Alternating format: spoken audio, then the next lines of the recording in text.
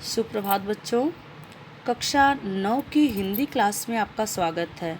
बच्चों, अभी तक आपने क्षितिज के काव्य खंड से संत कबीरदास जी की जीवनी पढ़ी लिख भी ली होगी। चलिए अब आगे बढ़ते हैं और कबीर द्वारा रचित साखी पढ़ते हैं। तो बच्चों, पहला दोहा है, हम पढ़ देते हैं। मान सरोवर सुभर जल, हंसा केलि कराहि। देख लीजिए ध्यान से।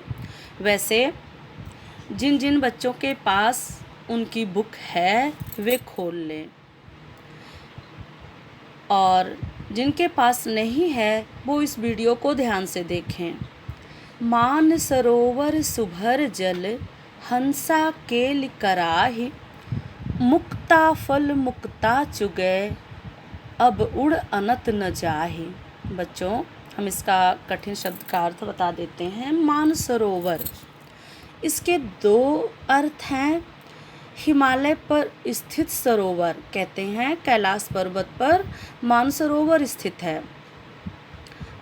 और दूसरा अर्थ है मन रूपी सरोवर, सुभर, सुंदर तरीके से भरा हुआ, अच्छी तरीके से भरा हुआ, अच्छे तरह से भरा हुआ और पवित्र। हंसा, हंसा का मतलब हंस पक्षी।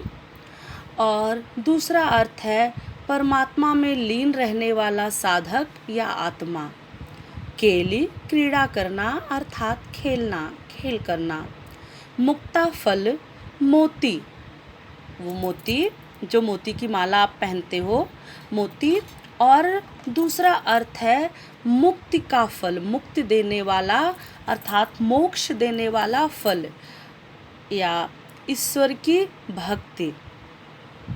अनत का मतलब है अन्यत्र, कहीं और। अब चलिए हम इसका भावार्थ बता देते हैं। तो बच्चों, हम इसके दो अर्थ बताएंगे। पहला हम आपको सीधा सा अर्थ बता देते हैं हंस के अर्थ में, और दूसरा इसका आत्मा परमात्मा के अर्थ में बताएंगे। तो सबसे पहले आप पहला अर्थ देखिए क्या है। मान सरोवर सुभर जल, मान सरोवर झील, सुभर जल, सुंदर जल से, पवित्र जल से। मानसरोवर रूपी मानसरोवर झील सुंदर जल से, पवित्र जल से लबालब भरी हुई है। मानसरोवर झील पवित्र जल से लबालब भरी हुई है। मानसरोवर सुभर जल, मानसरोवर नामक झील पवित्र जल से लबालब भरी हुई है। और हंसा केलि कराह, उस झील में, उस झील के पवित्र जल में हंस दिन रात केलि करते हैं, अर्थात दिन रात क्रीड़ा करते हैं, दिन रात खेलते रहते हैं और आनंद की प्राप्ति करते हैं।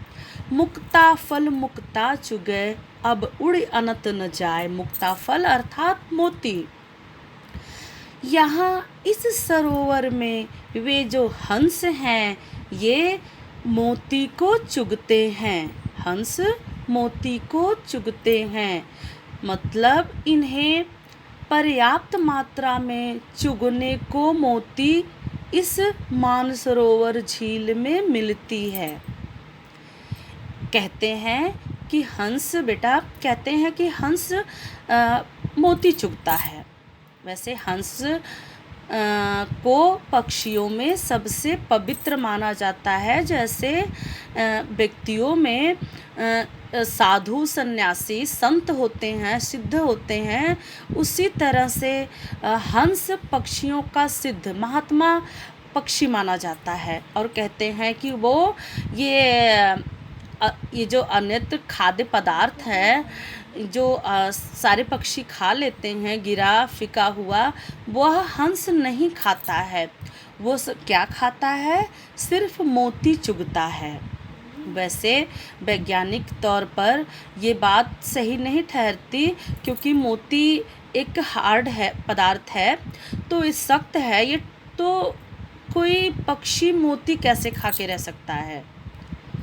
तो साइंस इस चीज़ को नहीं मानता, लेकिन हमें साइंस में नहीं जाना है, हमें ये देखना है इसका भावार्थ क्या है।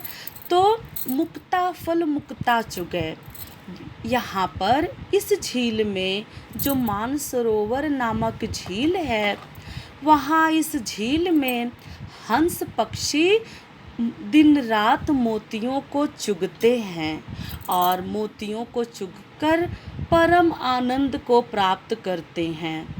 तो यहाँ पर वे सारे सुख उन्हें मिलता है, उन्हें मोती चुगने को मिलता है, दिन रात ये सुंदर स्वच्छ पवित्र जल में क्रीड़ा करने को मिल रहा है।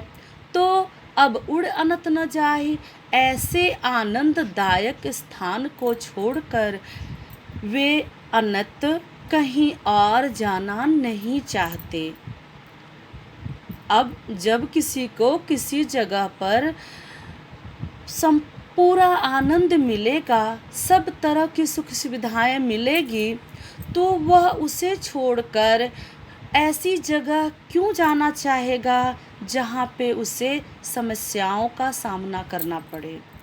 तो यहाँ पर जो हंस पक्षी है, मानसरोवर झील में जो उसके लिए सबसे आवश्यक चीज़ है मोती, हंस मोती चुगते हैं। तो इस मानसरोवर झील में मोती की कोई कमी नहीं है। शांत सुंदर रम्य कैलाश पर्वत का वातावरण है। ये जो झील है पवित्र जल से लबालब भरी हुई है।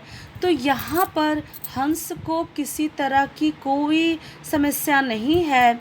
वे यहाँ पर इस पवित्र जल में दिन रात क्रीड़ा करते हुए, खेलते हुए, मोती चुगते हुए परम आनंद का अनुभव करते हैं।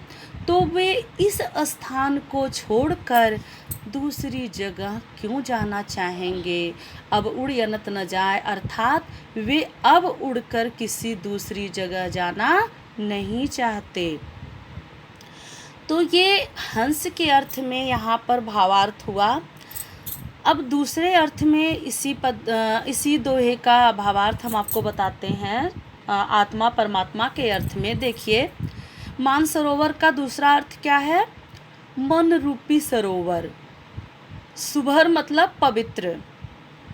हंसा का अर्थ एक हंस पक्षी है, और दूसरा अर्थ क्या है? परमात्मा में लीन रहने वाला साधक या जीवात्मा, आत्मा। तो देखिए दूसरा अर्थ भी देख लीजिए।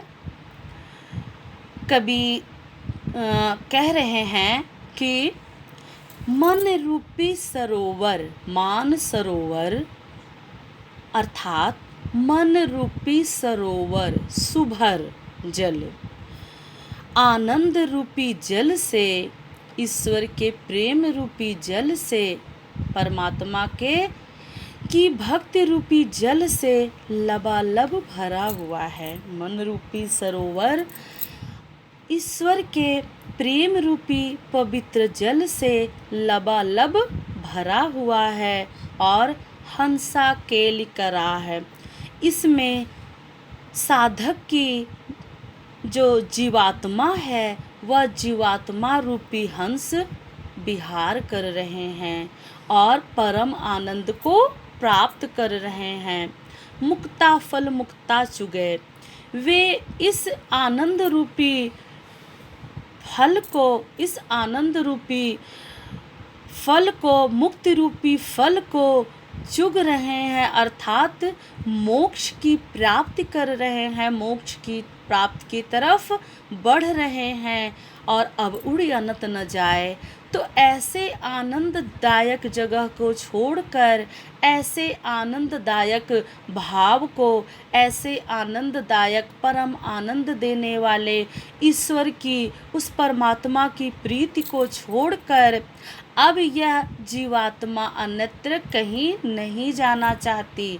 अर्थात वह फिर से इस बाह्य संसार, इस नश्वर संसार के मोह माया में, बाह्य आडंबरों में,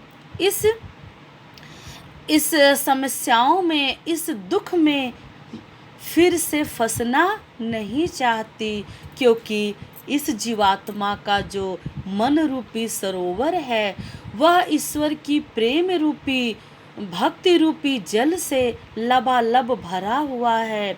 और रात दिन भगवान की भक्ति करने से, उनका भजन करने से उसे मोक्ष रूपी फल मिलता है। तो ऐसे मोक्षदायक फल को छोड़कर उस ईश्वर की भक्ति जो मोक्ष प्रदान करने वाली है, उस मोक्ष रूपी भक्ति को छोड़कर अब यह साधक, अब यह जीवात्मा कहीं अन्यत्र जाना नहीं चाहती।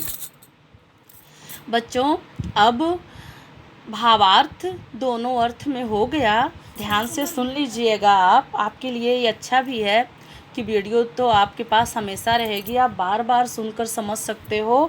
थोड़ा सा क्लिष्ट है ये अर्थ, बाकी के दोहों का जो अर्थ है वह बिल्कुल सरल है, वो आपको जल्दी समझ में आ जाएगा। चलिए हम आपको इसका काव्य सौंदर्य बता देते हैं। तो बच्चों, काव्य सौंदर्य में सबसे पहले क्या देखते हैं, भाव पक्ष और कला पक्ष दो होता है। तो भाव पक्ष में रस को लेते हैं, तो इसमें कौन सा रस है, शांत रस है। और यहाँ पर आत्मा परमात्मा का, आत्मा परमात्मा के मिलन का और आत्मा परमात्मा के परस्पर प्रेम से उत्पन्न होने वाले आनंद का वर्णन किया गया है। रस यहाँ पर शांत रस है। और अब कला पक्ष की बात कर लीजिए। कला पक्ष में पहला पॉइंट आता है भाषा। तो भाषा क्या है, इस दोहे की भाषा ब्रज है। छंद क्या है, मैं बार बार बोल रही हूँ, दोहा दोहा दोहे। तो छंद इसमें दोहा छंद है। और देखिए अलंकार की बात कर लेते हैं इसमें। तो अलंकार कहाँ है, मुक्ता फल मुक्ता। यहाँ पर दो अर्थ होने के कारण मुक्ता फल, यहाँ पर दो शब्द, ये एक ही शब्द दो बार आया है और दोनों बार अलग अलग अर्थ है। तो यहाँ पर एमक अलंकार है। और केली कराही में क वर्ण की आवृत्ति होने के कारण यहाँ पर अनुप्रास अलंकार है। और पूरे पद में, चूँकि मैं आपको पहले भी बताती रहती हूँ कि जहाँ पर अर्थ करने में रूपी आए आप तुरंत टिक करिए कौन सा अलंकार है, रूपक अलंकार। तो यहाँ पर इस पूरे दोहे में रूपक अलंकार है। तो बच्चों, यहाँ पर मैंने पहला दोहा आपको समझा दिया और आपको समझ में आया कि नहीं आया आप ज़रूर बताइएगा। उसके बाद फिर हम आपको अगला दोहा समझाएंगे। धन्यवाद बच्चों।